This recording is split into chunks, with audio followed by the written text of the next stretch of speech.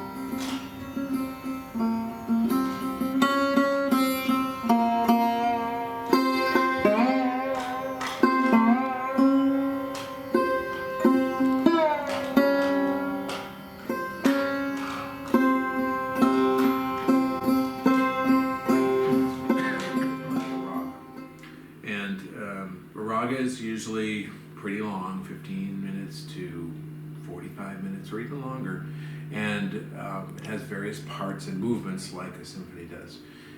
But the main thing to understand about a raga is it's like a mood or a color or a set of colors that create a mood, and many of them are connected to the time of day.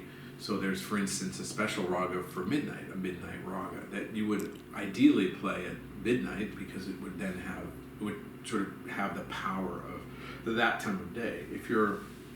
There's a kind of a majesty of the night. If you're out around midnight, there's a certain majesty to that's already existing in nature. The stars, the deep dark, darkness of the sky, and it's quiet in a kind of a different way than it's quiet in the morning, and that is matched by certain notes that a raga will, you'll be playing a raga into certain notes. Now, a raga, it's not like jazz where you can, vary the notes and come in and out of a scale. This would be a set or fixed set of notes that would work to create that mood, and then in general you wouldn't be going off into different other note patterns, although you can include sometimes a little bit of improvisation into other areas. But that, in essence, is a raga. It's a kind of a way of tuning in to the great power of what's there in nature, whether it be the early morning silence or whether it be midnight or whatever is happening in nature. Sometimes it will be the time of season in India, the monsoon season, or spring, or something like that as well. So there are different ragas for different occasions, different times of day, and they're very powerful ways of connecting to one's own inner being as well as nature itself. The rhythm comes in and we join together with a melody that you'll recognize.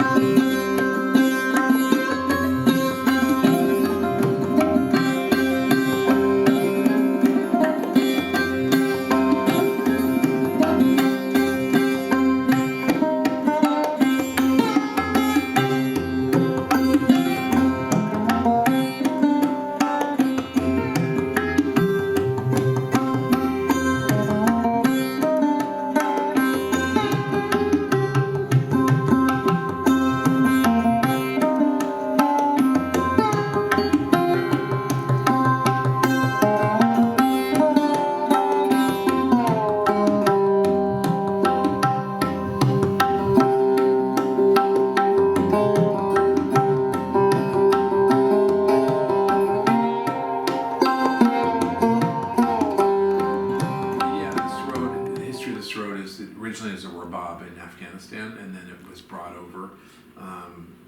Horse traders and various moguls brought it into India through North India, and then they adapted it and created the sarod as we know it today. But before going to India, I experienced something called Sahaja Yoga. It's a meditation, very simple meditation that doesn't cost money, that I discovered in college. Actually, I was seeking some kind of experiences. I was looking into, I took a course called Altered States of Consciousness, believe it or not.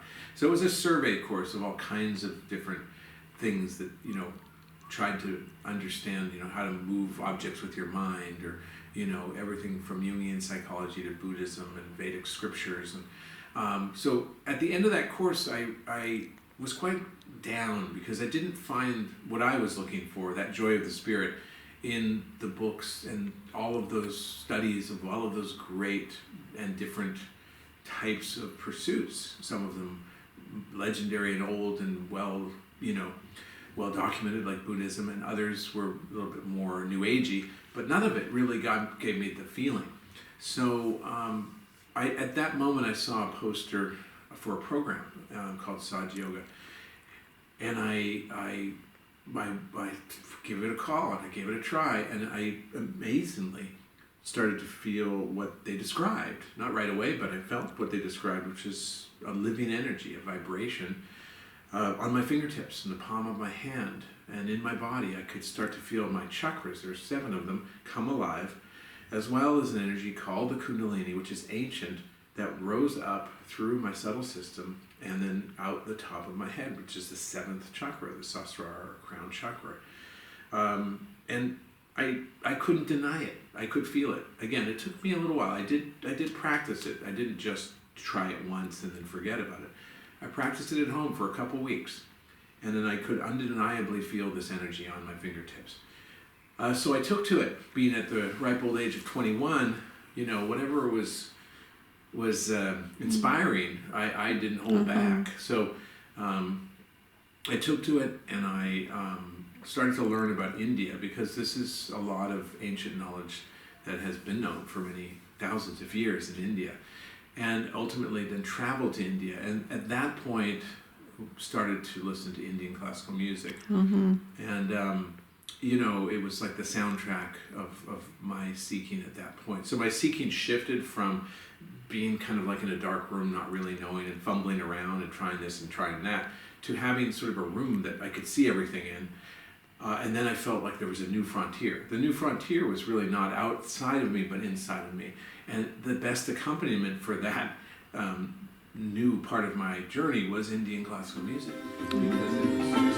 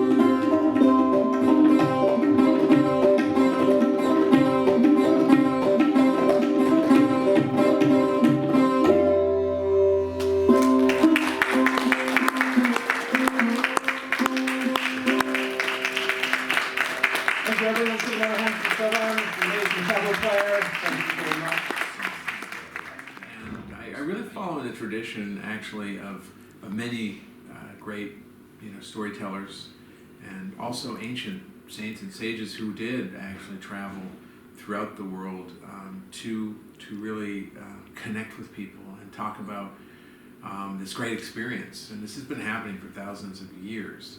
If you look at the life of Buddha, for instance, he would sit down under the banyan tree and have many people around him because he renounced the material ways, palace, and many great things, riches, in order to follow this path. Well, the question is why? And then the answer is, well, in the path that you find out why, you find your own truth, and you know. So Guru Nanak was also a person, and he also played an instrument. So I found it very interesting to go back and realize that this is not a new thing for people, not only to take an instrument or to sing or to write stories and tell stories, but to do it about something that is not traditional, not material, not commercial. So this doesn't, in a sense, it kind of befuddles the commercial market, because really music is, what is music for? I mean, there's music to sell Pepsi, there's music for nightclubs, there's music to get people to jump up and down and exercise, but there's also music to allow people to hear the story of their own truth, to hear the story of the life of spiritual path. I call it Namaste, because Namaste is the light in me bows to the light in you. And in your path, you'll find your way.